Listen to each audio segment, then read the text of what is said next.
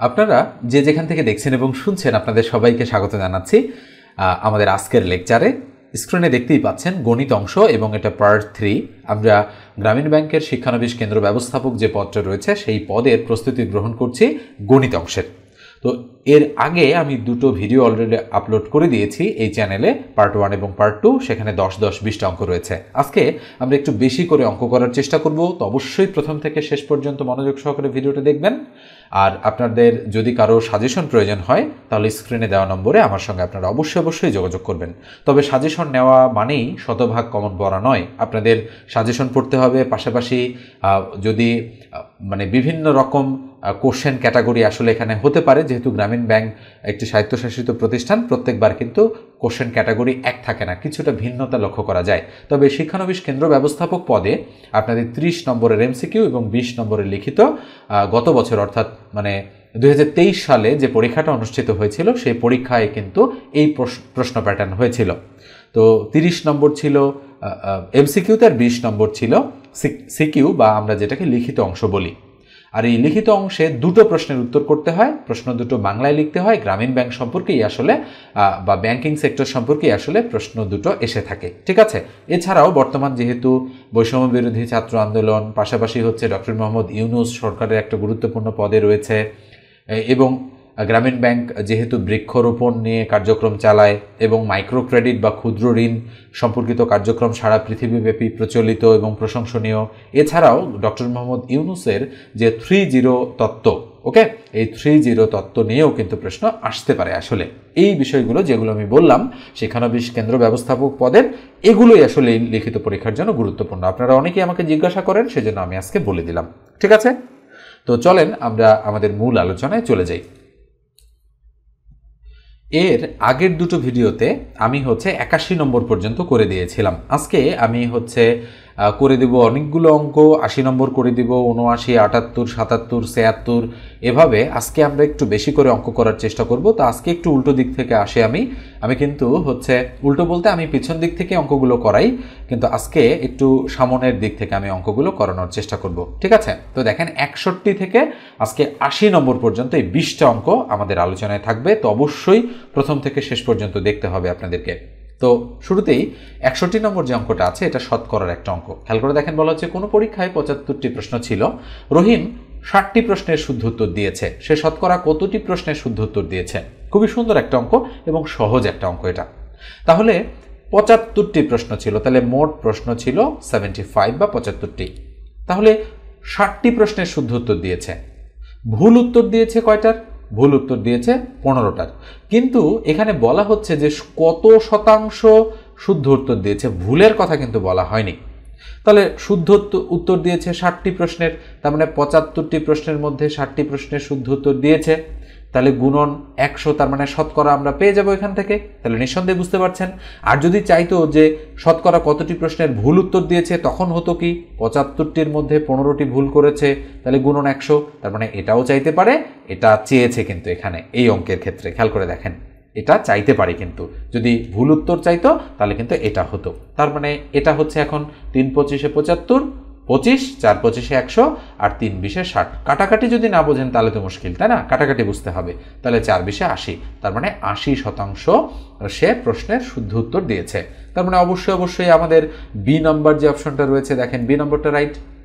এবার আসেন আমরা পরেরটাতে চলে যাচ্ছি। তো পরের অঙ্কটা দেখেন 62 নম্বর অঙ্কটা, বীজগণিতের একটা অঙ্ক। এটা মান নির্ণয়ের, বলা হচ্ছে a + b = 8, a - b = 2 হলে ab এর মান কত। তো এই ধরনের অঙ্ক আমরা শর্টকাট মেথড এবং ডিটেলস মেথড, এই দুই ধরনের নিয়মেই কিন্তু করতে পারি খুব সহজেই। তো আমি আজকে একটা নিয়ম আপনাদেরকে শেখাবো শর্টকাট মেথডে, খুব মনোযোগ সহকারে দেখবেন। মনে রাখবেন, দুটি জিনিসের যোগফল এবং দুটি জিনিসের বিয়োগফল যদি দেওয়া থাকে, সেটা যে কোনো জিনিস হতে পারে, রহিম করিম, যদু মধু, বা যে কোনো পণ্যদ্রব্য বা যে কোনো কিছু হতে পারে সেটা, হ্যাঁ। দুটির যোগফল আর দুটির বিয়োগফল যদি থাকে, তাহলে আপনারা ওই দুটো জিনিস কি কি ছিল, কত কত ছিল সেটা বের করতে পারবেন। তার মানে এ এবং বি এর মান আমরা খুব সহজেই বের করে ফেলতে পারি যোগফল আর বিয়োগফল থাকলে। কিভাবে সেটা? মনে রাখবেন, যোগফল 8 আর বিয়োগফল যেহেতু 2, 8 2 কত? 10, 10কে 2 দিয়ে ভাগ করলে কত হয়? 5, তার মানে একটা 5। আর 8 থেকে 2 বাদ দিলে কত হয় 6, 6কে 2 দিয়ে ভাগ করলে কত হয় 3, তার মানে একটা সংখ্যা 5 আর একটা সংখ্যা 3। আমি আবার বলছি, খেয়াল করে দেখেন ভালো করে কি বললাম।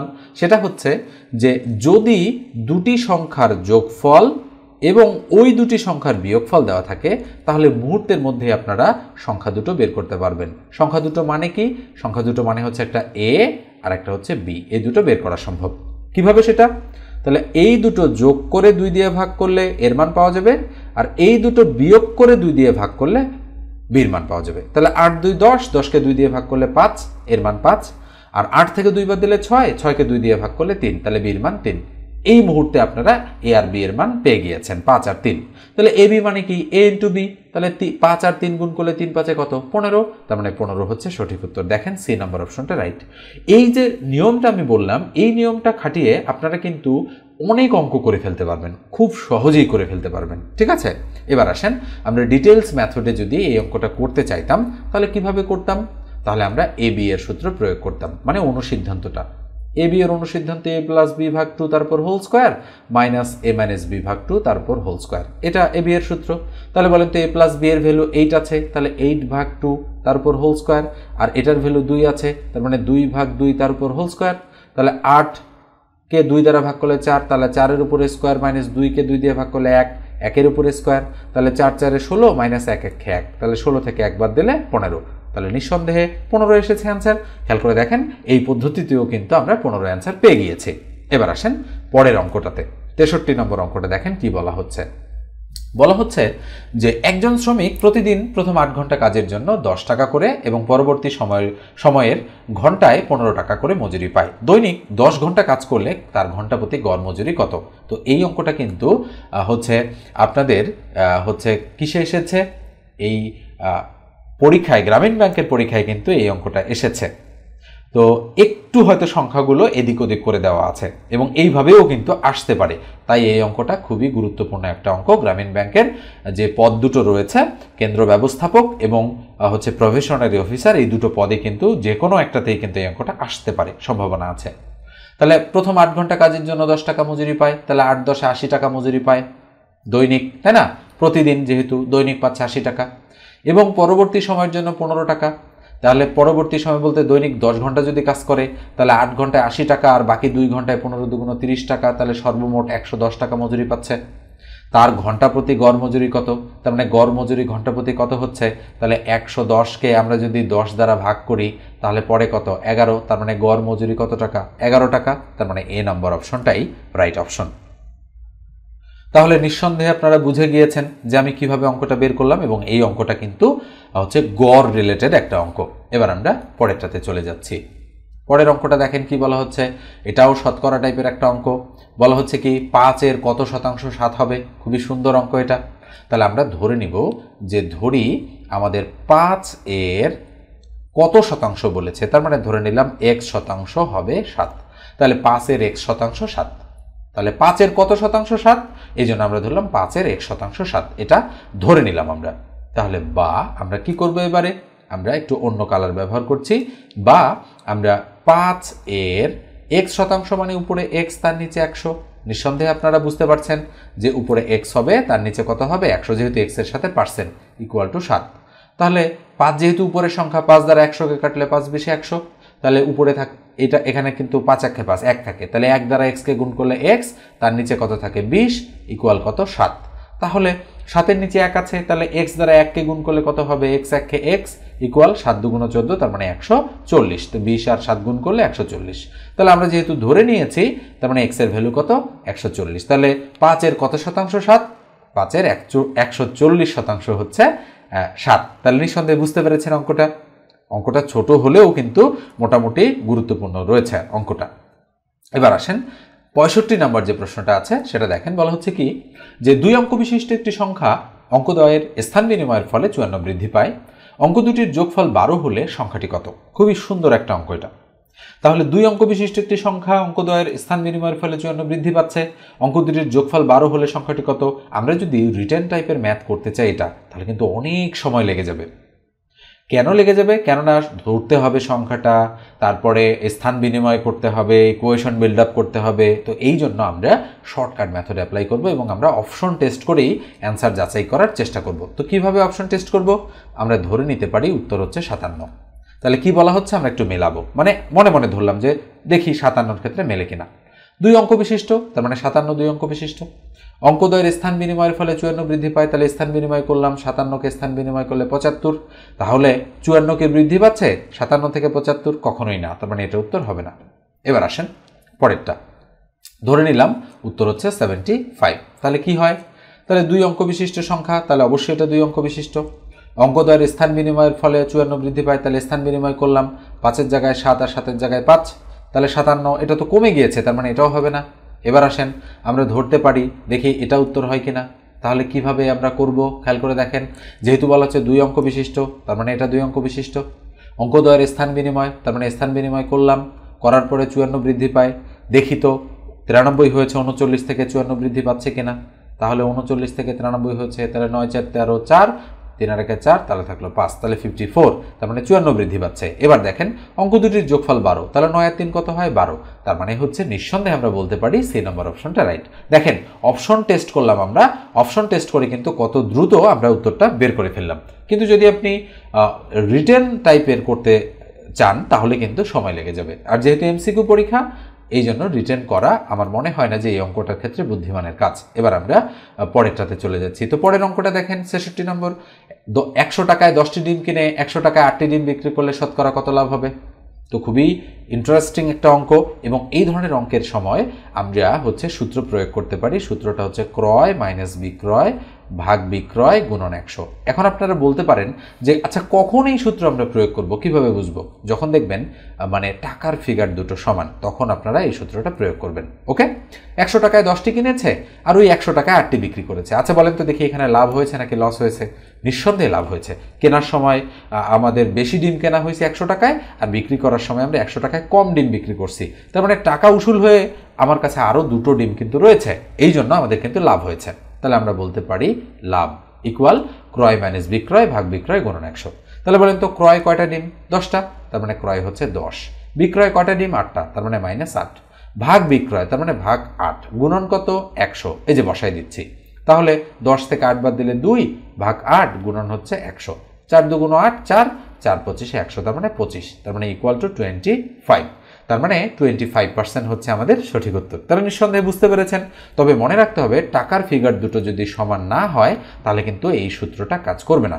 যদি টাকার ফিগার সমান না হয় তাহলে কিন্তু সমান করে নিতে হবে কৌশলে, দেন আমরা এই সূত্রটা প্রয়োগ করতে পারবো। তো এই পর্যায়ে একটু বলি, যারা চ্যানেলে নতুন যদি প্রয়োজন মনে করেন অবশ্যই সাবস্ক্রাইব করবেন, আর ফেসবুক পেজ থেকে দেখে থাকলে পেজটা ফলো দিয়ে রাখবেন, আর কমেন্ট করে জানাবেন যে ভিডিওগুলো আপনাদের কেমন লাগছে।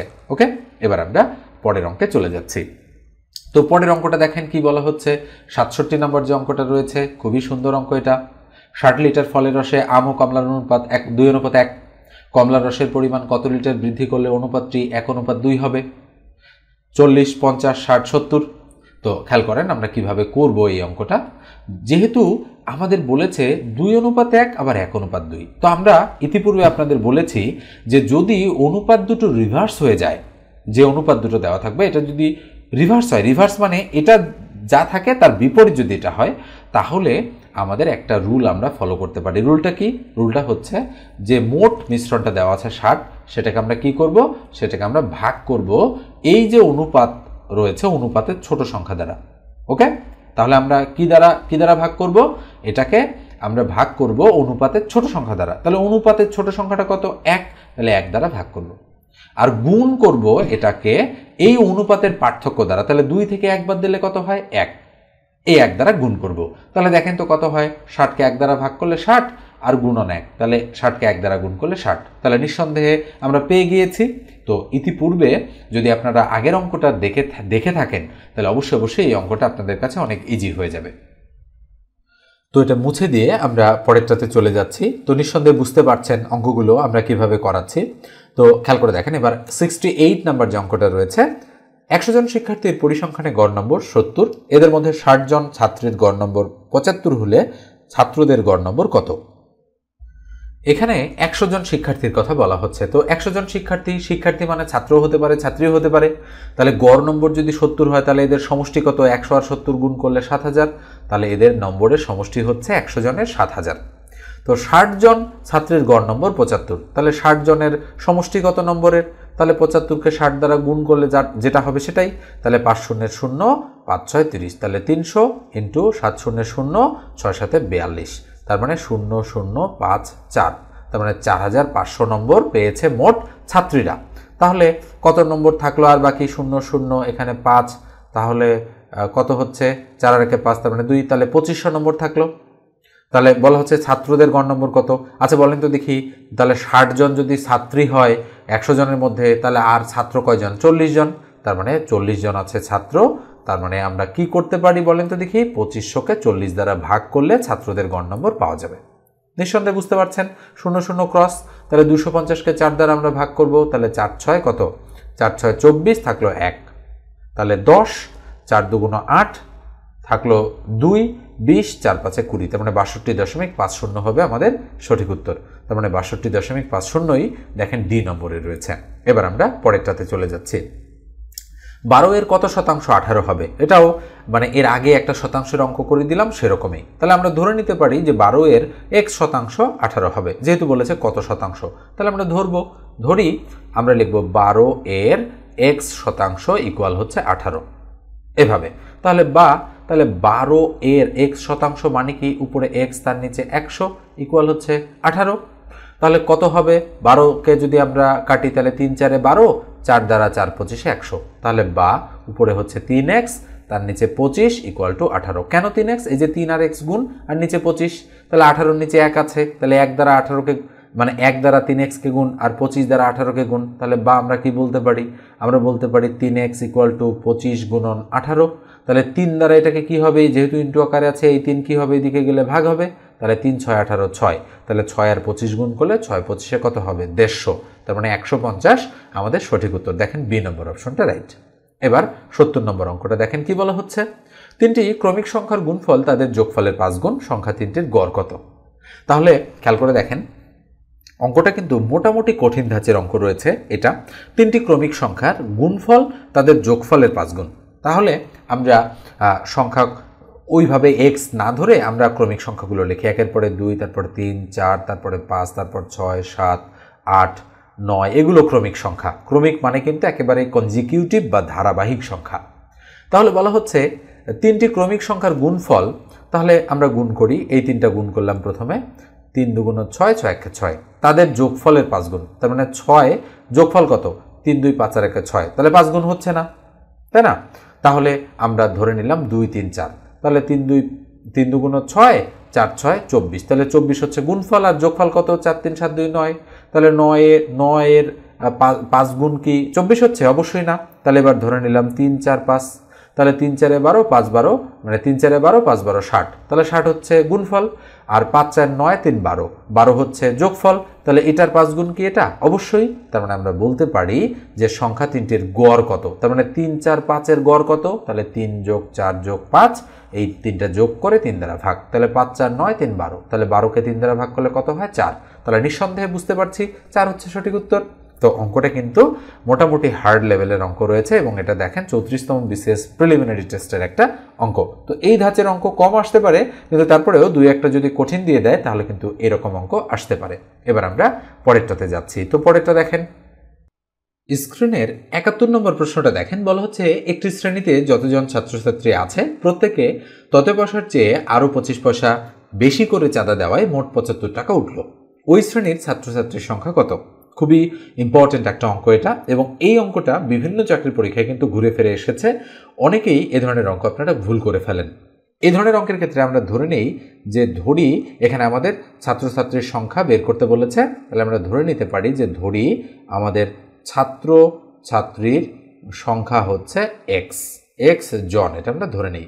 তো মনে মনে ধরলাম এক্স জন মানে ধরেন 20 জন। ওকে, তাহলে আমাদের হিসাব করতে একটু সুবিধা হবে, আমরা বুঝতে পারবো আর কি। ধরেন এক্স জন মানে 20 জন ছাত্রছাত্রী আছে। বলা হচ্ছে যে একটি শ্রেণীতে যতজন ছাত্রছাত্রী আছে, তার মানে ধরেন 20 জন, আর 20 মানে কিন্তু এক্স, প্রত্যেকে তত পয়সার চেয়ে। তাহলে প্রত্যেকে কত পয়সা? 20 জন যেহেতু 20 পয়সা, তত পয়সা মানে 20 পয়সার চেয়ে আরও 25 পয়সা বেশি, তার মানে আরও 25 পয়সা বেশি চাঁদা দিল, মোট চাঁদা উঠলো এত টাকা। তার মানে বলেন তো দেখি, তাহলে প্রত্যেকের চাঁদার পরিমাণ এইটা, প্রত্যেকের চাঁদার পরিমাণ, তাহলে আমরা বলতে পারি প্রত্যেকের চাঁদার পরিমাণ হচ্ছে, এখানে আমরা লিখতে পারি যে প্রত্যেকের চাঁদার পরিমাণ কত বলেন তো দেখি। পরিমাণ হচ্ছে আমাদের বলছে যতজন ছাত্রছাত্রী আছে, তার মানে x জন ছাত্রছাত্রী আছে, প্রত্যেকে তত পয়সার চেয়ে, তার মানে x পয়সার চেয়ে আরও 25 পয়সা, তার মানে আরও 25 পয়সা মানে হচ্ছে বেশি করে চাঁদা দিল। তাহলে এটা হলো প্রত্যেকের চাঁদার পরিমাণ। এবার আসেন, তাহলে মোট চাঁদা উঠলো কত? 75 টাকা। তাহলে এবার আমরা প্রশ্ন মতে বিল্ড আপ করি কিভাবে, যেহেতু মোট চাঁদা উঠেছে 75 টাকা, আমরা একটু ব্লার করে দিলাম স্ক্রিনটা। তো এখানে মোট চাঁদার পরিমাণ আমরা বের করতে চাই, তাহলে মোট চাঁদার পরিমাণ কিন্তু বলা হচ্ছে 75 টাকা। তাহলে প্রশ্ন মতে আমরা বিল্ড আপ করবো এইভাবে যে যেহেতু ছাত্রছাত্রী ছিল x জন আর জন প্রতি চাঁদা দিয়েছে x + 25, তাহলে মোট উঠেছে 75 টাকা। এটা কিন্তু টাকা, আর এই 25 কিন্তু পয়সা, তাহলে টাকাকে পয়সা বানাতে গেলে 100 দ্বারা গুণ করতে হবে। এই জায়গায় কিন্তু অঙ্কটা ট্রিক্স। তাহলে x আর x গুণ করলে x² প্লাস x আর 25 গুণ করলে 25x ইকুয়াল 75 আর 100 গুণ করলে 7500। তাহলে কি হবে বলেন তো দেখি, x² প্লাস 25x মাইনাস 7500, এইবার ইকুয়াল 0 হচ্ছে। এখন এটাকে মিডল টার্ম করে আমাদের অ্যান্সার বের করে ফেলতে হবে। তো 75 7500কে যদি আমরা মিডল টার্ম করি, তাহলে আমরা কিভাবে করতে পারি খেয়াল করে দেখেন, 25 মেলাতে হবে। তাহলে আমরা 75 আর 100 যদি গুণ করি তাহলে 7500 হয়ে যায়, আর 100 থেকে 75 বাদ দিলে 25 হয়। তাহলে বা আমরা লিখতে পারি x² plus 75x minus, sorry আগে কিন্তু আমাদের কত দিতে হবে, 100 দিতে হবে, x² plus 100x minus 75x minus 7500 equal কত, 0। ওকে, তো এবার আসেন এই দুটোর মধ্যে আমরা যদি x কমন নেই, x প্লাস 100 মাইনাস যদি 75 কমন নেই, তাহলে থাকে x প্লাস 100 ইকুয়াল কত, 0। তাহলে বলেন তো দেখি, x প্লাস 100 একটা এখানে, আর x মাইনাস 75 একটা, ইকুয়াল কত, ইকুয়াল হচ্ছে 0। তাহলে হয় এইটা ইকুয়াল টু 0 অথবা এটা ইকুয়াল টু 0। তার মানে আমরা বলতে পারি x ইকুয়াল টু, মানে x ইকুয়াল টু একটা মাইনাস 100 আর একটা x ইকুয়াল টু হচ্ছে 75। কেন? কেননা এটা ইকুয়াল একবার 0 হলে x এর মান মাইনাস 100, আর এটা একবার ইকুয়াল টু 0 হলে x এর মান শুধু 75। তাহলে মাইনাস তো গ্রহণযোগ্য নয়, যেহেতু ছাত্রছাত্রীর সংখ্যা হচ্ছে আমাদের x, তাহলে 75 হচ্ছে আমাদের সঠিক উত্তর। তো এই জায়গায় আপনারা নিশ্চয়ই বুঝেছেন, আমার মনে হয় যে এটা যারা বুঝবেন তারা এই অংশটাও বুঝে যাবেন ঠিকঠাক। তো এবার আমরা এটা মুছে দিয়ে পরের অংশে চলে যাচ্ছি। তো অঙ্কটা দেখেন, অঙ্কটার উত্তর কিন্তু 75, যেটা আমরা বের করলাম। তো অঙ্কটা মোটামুটি কঠিন রয়েছে। এবার আসেন আমরা 72 নম্বর অঙ্কে চলে যাচ্ছি। তো 72 নম্বরটা দেখেন কি বলা হচ্ছে, বলা হচ্ছে মামুন 240 টাকায় একই রকম কতগুলি কলম কিনে দেখলো যে যদি সে একটি কলম বেশি পেত তাহলে প্রতিটি কলমের মূল্য 1 টাকা কম পড়তো। সে কতগুলি কলম কিনেছিল? তো এই অঙ্কটা আপনারা নিজেরা করার চেষ্টা করবেন, আমি আপাতত করে দিচ্ছি না। যদি 72 নম্বরটা আপনারা করতে না পারেন তাহলে আমি করে দেব পরবর্তী সময়ে। তো দু একটা অঙ্ক আমি গ্যাপ দিয়ে যাচ্ছি। তো এটা কিছুটা লেস ইম্পর্টেন্ট, মানে ইম্পর্টেন্টের তালিকায় হচ্ছে মানে উপরের দিকে না, এটা কিছুটা নিচের দিকে আছে, কারণ এই ধরনের অঙ্কগুলো কিছুটা কঠিন হয়ে যায় আপনাদের জন্য করা। তো গ্রামীণ ব্যাংকের নিয়োগ পরীক্ষায় এই ধরনের অঙ্ক আসতে পারে বলে আমি মনে করি, তো সেই জন্য আমি দিয়েছি। যদি প্রশ্ন কঠিন করে তাহলে এই ধরনের প্রশ্ন আসতে পারে। তো আমি পরবর্তী সময়ে অঙ্কটা করে দেবো, আসলে আজকে আর করে দিচ্ছি না, যেহেতু এটা করে দিতে গেলে 5-7 মিনিট সময় লাগবে বোঝাতে, এই জন্য আমি করতেছি না আজকে। এবার আসেন আমরা পরেরটাতে চলে যাই। কি বলা হচ্ছে 73 নম্বর অঙ্কটা, একটি সমকোণী ত্রিভুজের লম্ব ভূমি অপেক্ষা 2 সেন্টিমিটার ছোট, কিন্তু অতিভুজ ভূমি অপেক্ষা 2 সেন্টিমিটার বড়, অতিভুজের দৈর্ঘ্য কত? এটাও খুব সুন্দর অঙ্ক। তাহলে 73 নম্বর অঙ্কটাও আমি একটু বাদ রাখলাম, পরে করে দিব। এবার আসেন 74 নম্বর অঙ্কটা আমরা করে দিচ্ছি। টাকায় 3টি করে লেবু কিনে টাকায় 2টি করে বিক্রি করলে শতকরা কত লাভ হবে? আচ্ছা বলেন তো, একটু আগেই যে আমরা করলাম, টাকার ফিগার দুটো যদি সমান থাকে তাহলে আমরা কি সূত্র বের করতে পারি? দিয়ে করতে পারি ক্রয় মাইনাস বিক্রয় ভাগ বিক্রয় গুণন হচ্ছে 100। এটা করতে পারি। দেখেন টাকায় 3টি কিনেছি আর টাকায় 2টি বিক্রি করেছি, তাহলে নিঃসন্দেহে আমাদের লাভ হয়েছে। দেখেন কিনেছি 3টা, বিক্রি করেছি 2টা, লাভ হয়েছে। আর টাকার ফিগার যেহেতু এখানে টাকার কথা বলা নেই কত টাকায়, তাহলে আমরা ধরে নিতে পারি দুটো সমান, মানে 1 টাকায় 3টা আর 1 টাকায় 2টা। তাহলে লাভ হয়েছে কত? দেখেন সরাসরি লাভের কথাই কিন্তু বলা আছে, শতকরা কত লাভ হবে। এখন আমরা যেটা করব, ক্রয় হচ্ছে আমাদের 3টা, বসাই দিলাম 3, বিক্রয় 2 ভাগ বিক্রয় 2 গুণন হচ্ছে 100। তাহলে 2 দ্বারা 100কে কাটলে 50, 3 থেকে 2 বাদ দিলে 1, তাহলে 1 দ্বারা 50কে গুণ করলে 50, তার মানে 50% হচ্ছে সঠিক উত্তর। খেয়াল করে দেখেন এ নাম্বার অপশনে 50% রয়েছে। এরপর আসেন পরেরটাতে, কি বলা হচ্ছে 75 নম্বর অঙ্কটা। রহিম, করিম এবং গাজী তিনজনে একটি কাজ করতে পারে যথাক্রমে 15, 6 এবং 10 দিনে। তারা একত্রে তিনজনে কাজটি কত দিনে শেষ করতে পারবে? অঙ্ক দেখে মনে হচ্ছে খুবই কঠিন, আসলে অঙ্কটা খুবই সহজ। কিভাবে করব? এই ধরনের অঙ্ক আমরা করব যেহেতু ঐকিক নিয়ম মানে একদিনে সেটা বের করতে হয়, তো এটা বের করার জন্য আমরা করব কি, তাহলে 15-র উপরে 1 বসাবো 1 ভাগ 15, 6-এর উপরে 1 বসাবো 1 ভাগ 6, আর 10-এর উপরে 1 বসাবো 1 ভাগ 10, সহজে করার জন্য। যেহেতু একত্রে বলেছে সবগুলো আমরা যোগ করে দিব। ফাইনালি এটা ক্যালকুলেশন করে যে জিনিসটা আসবে সেটাকে উল্টে দিলেই অ্যান্সার হয়ে যাবে। যেহেতু আমরা শুরুতে উল্টাইছি, এবার অ্যান্সার যেটা বের হবে সেটাকে উল্টাইলে আবার অ্যান্সার চলে আসবে। 15, 6, 10-এর লসাগু কত? 15, 6 আর 10।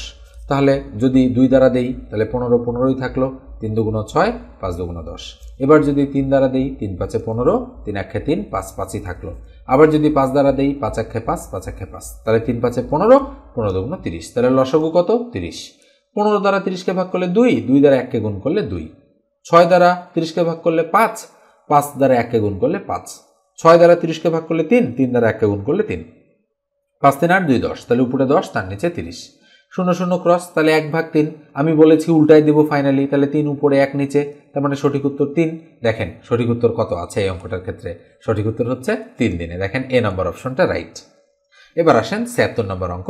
কি বলা হচ্ছে 76-এ? বলা হচ্ছে কোনো সংখ্যার 60% থেকে 60 বিয়োগ করলে ফলাফল 60, তবে সংখ্যাটি কত?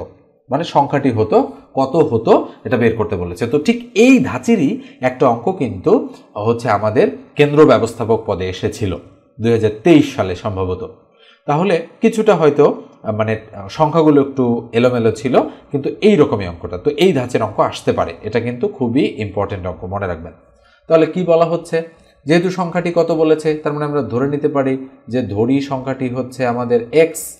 তাহলে এক্স যেহেতু ধরেছি কোনো সংখ্যার 60%, তার মানে আমরা প্রশ্ন মতে লিখতে পারি এক্স এর 60% থেকে 60 বিয়োগ, তার মানে এখান থেকে 60 বিয়োগ করলে ফলাফল 60, তাহলে ইকুয়াল 60 হচ্ছে। দেখেন according to the question build up করতে পারলেই কিন্তু অঙ্কটা হয়ে যাবে। তাহলে বা এক্স এর 60% মানে উপরে 60x তার নিচে 100 মাইনাস 60 ইকুয়াল 60। দেখেন চাইলে কিন্তু আর একটু ক্যালকুলেশন করতে পারতাম, কিন্তু যেহেতু এক্স উপরের সংখ্যা ওই জন্য 60-র সাথে গিয়েছে। 0 0 ক্রস, তাহলে উপরে হচ্ছে 6x তার নিচে 10 মাইনাস ইকুয়াল এই 60 ওইদিকে গেলে 60 60 যোগ 120, তাহলে এর নিচে আছে 1, 1 দ্বারা 6x-কে গুণ করলে 6x, আর 10 গুণন 120 যা আছে তাই। এটা যেহেতু গুণ আকারে আছে এইদিকে গেলে ভাগ হবে, তাহলে 6 2 12 2, শূন্যটা দিয়ে দিলাম, 10 আর 20 গুণ করলে 200, তার মানে আমাদের সঠিক উত্তর কত? 200। দেখেন সি নম্বর অপশনটা রাইট। এবার একই রকম অঙ্ক দেখেন 77 নম্বরে রয়েছে, একটু আগেই আমরা করলাম, জাস্ট ওখানে 3টা জিনিস ছিল, এখানে আছে 2টা। ক ও খ একত্রে একটি কাজ 12 দিনে করতে পারে, ক একা কাজটি 20 দিনে করতে পারে, খ একা কাজটি কত দিনে করতে পারবে? যেহেতু ঐকিক নিয়ম, তাহলে বলা হচ্ছে ক ও খ একত্রে পারে 12 দিনে, তাহলে 1 দিনে পারবে 1 ভাগ 12, আর এ পারে 20 দিনে, তার মানে 1 দিনে পারবে 1 ভাগ 20। একদিনে কতটুকু পারবে?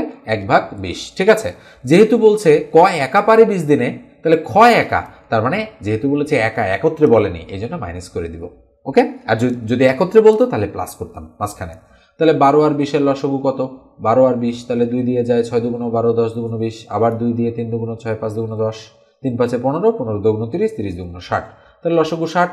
12 দ্বারা 60-কে ভাগ করলে 5, 5 দ্বারা 1-কে গুণ করলে 5, মাইনাস 20 দ্বারা 60-কে ভাগ করলে 3, 3 দ্বারা 1-কে গুণ করলে 3, তাহলে উপরে 2 তার নিচে 60, কাটাকাটি করলে 1, 60 1 মানে 30 দুগুণ 60, তাহলে উপরে 1 তার নিচে 30 মানে কি উপরে 30 তার নিচে 1, যেহেতু প্রথমে উল্টাইছি শেষে আবার উল্টাই দেবো, তাহলে কত অ্যান্সার? 30। নিঃসন্দেহে বুঝতে পারছেন যে আমাদের সঠিক উত্তর কত, দেখেন এই যে 30 দিনে। ঠিক আছে, এবার আসেন 3 9 4 এর চতুর্থ সমানুপাতিক কত? এটা কিন্তু খুবই সহজ অঙ্ক যদি আপনারা রুল বা সূত্রটা জানেন। তাহলে দেখেন আমরা কিভাবে করতে পারি, যেহেতু বলা হচ্ছে চতুর্থ সমানুপাতিক, তাহলে প্রথম দুইটা কি 3:9 অনুপাত, আর পরেরটা কি 4:, চতুর্থ সমানুপাতিকে আমরা ক ধরে নিলাম, তাহলে ইকুয়াল দিলেই হয়ে যাবে। জাস্ট এইভাবে করতে হয়। তাহলে 3 উপরে 9 নিচে ইকুয়াল 4 উপরে ক নিচে, তাহলে ক দ্বারা যদি 3-কে গুণ করি তাহলে হয় 3 ক, আর 4 দ্বারা 9-কে গুণ করলে 4 নং 36, তাহলে ক ইকুয়াল টু কত হবে? উপরে 36 তার নিচে 3, তাহলে 3 12 36, তার মানে আমাদের সঠিক উত্তর কত? সঠিক উত্তর দেখেন এই যে ডি নম্বর অপশনটা 12। তাহলে নিঃসন্দেহে বুঝতে পারছেন 12 হচ্ছে আমাদের রাইট অ্যান্সার। এবার আসেন 79 বা 79। এক ব্যবসায়ী একটি পণ্যের মূল্য 25% বাড়ালো অতঃপর অর্ধিত মূল্য থেকে 25% কমালো। সর্বশেষ মূল্য সর্বপ্রথম মূল্যের তুলনায় কি হয়েছে? 45% কমানো হয়েছে, 6.25% কমানো হয়েছে, 5% বাড়ানো হয়েছে, নাকি 6.25% বাড়ানো হয়েছে? তো আমরা এই ধরনের অঙ্ক খুব সহজেই করতে পারি একটা শর্টকাট রুলের মাধ্যমে, সেটা হচ্ছে a প্লাস বি প্লাস উপরে এ বি তার নিচে 100। ঠিক এই ধাঁচের অঙ্ক, বাড়ানো কমানো অঙ্ক আসলে এই রুলটা আমরা অ্যাপ্লাই করি। নিঃসন্দেহে অনেকেই আপনারা এই জিনিসটা জানেন। মনে রাখবেন এ মানে এই 25 আর বি মানে এই 25, তাহলে বাড়ানো হলে প্লাস আর কমানো হলে মাইনাস। তার মানে 25 হচ্ছে প্রথমটা, তাহলে প্লাস 25, প্লাস দিলাম এই প্লাস, তাহলে বি হচ্ছে পরেরটা যেহেতু কমেছে তার মানে মাইনাস 25, এই প্লাস দিলাম, টান দিলাম। এ কত? এ হচ্ছে প্লাস 25 একটা, মাইনাস 25 একটা, আর নিচে কত? 100। তাহলে প্লাস 25 মাইনাস 25 কি হচ্ছে? প্লাসে মাইনাসে মাইনাস কাটা যাচ্ছে, তাহলে উপরে প্লাসে মাইনাসে মাইনাস 25 25 গুণ করলে 625 মাইনাস আর হচ্ছে 100, এটা দ্বারা যদি এটাকে কাটি তাহলে মাইনাস 6.25। ওকে, 625কে 100 দ্বারা কাটলে 6.25 হয়। মাইনাস মানে কমানো হয়েছে, তার মানে 6.25% কমানো হয়েছে। খেয়াল করে দেখেন আমাদের বি নাম্বার যে অপশনটা আছে, বি নাম্বারটাই কিন্তু সঠিক। অঙ্কটা কিন্তু খুবই গুরুত্বপূর্ণ এবং এ ধরনের অঙ্ক আসতে পারে। এবার আমরা সর্বশেষ যে অঙ্কটা রয়েছে, সর্বশেষ অঙ্কটাতে চলে যাচ্ছি। তো একটু আগে আমরা কিন্তু এই ধরনের অঙ্ক করেছি। এবার দেখেন টাকার ফিগার দুটো সমান নয়। আপনারা কিন্তু নিশ্চয়ই অঙ্ক করার সময় ভেবেছেন যে টাকার ফিগার দুটো যদি সমান না হয় তাহলে কি আমরা অঙ্কটা করতে পারবো? এবার দেখেন টাকার ফিগার যদি সমান হতো তাহলে আমরা কি করতাম? আমরা লাভ বা ক্ষতি যাই হোক না কেন, ক্রয় মাইনাস বিক্রয় ভাগ বিক্রয় গুণন 100 করতাম।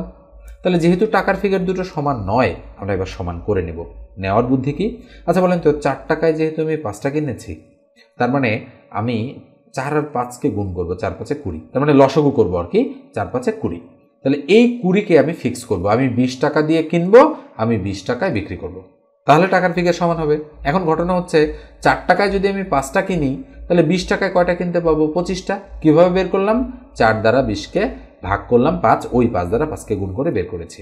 আবার 5 টাকায় যদি আমি 4টা বিক্রি করি তাহলে 20 টাকায় কয়টা বিক্রি করব? নিঃসন্দেহে 16টা। কিভাবে? এই যে 4 5 20, 4 4 4 16, তাহলে টাকার ফিগার দুটো সেম, এই জন্য ক্রয় হচ্ছে 25টা, বিক্রয় 16টা। তার মানে এবার আমরা বসাই দিব, তাহলে ক্রয় কত? 16, বিক্রয় কত? ক্রয় হচ্ছে 25।